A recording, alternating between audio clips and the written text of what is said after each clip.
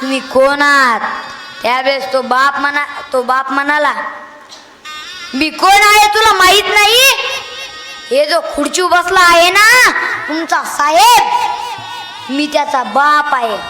त्यावेळेस तो वॉचमॅन म्हणाला की 2 मिनिट तुम्ही इथे खुर्चीवर बसा, मी साहेबाला सांगून येतो.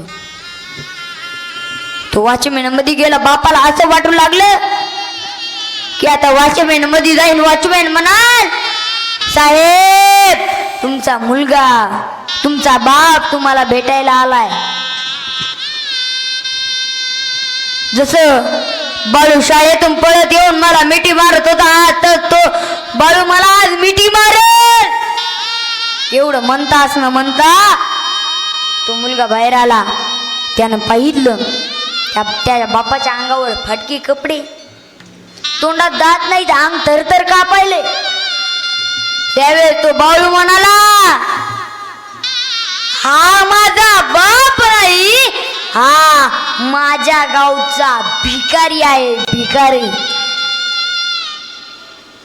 महाराज तो बाप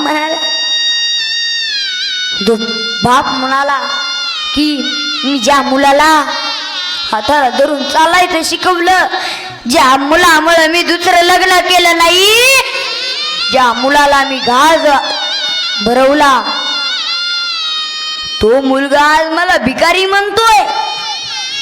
अरे देवा, हे ऐकायच्या आधी तू मला मरण का दिलं नाही?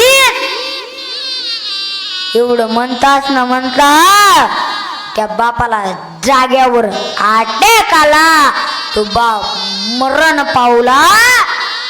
म्हणून माझ्या दादांनो, तुम्हाला हात जोडून विनंती आहे की आपल्या लेकराला शिक्षण द्या. शिक्षणही महत्त्वाचं आहे, पण संस्कार सुद्धा द्या. संस्कार सुद्धा तेवढेच महत्त्वाचे आहेत. एवढंच बोलतो व सेवेला पूर्ण विराम देतो. जय विठ्ठल जय हरी.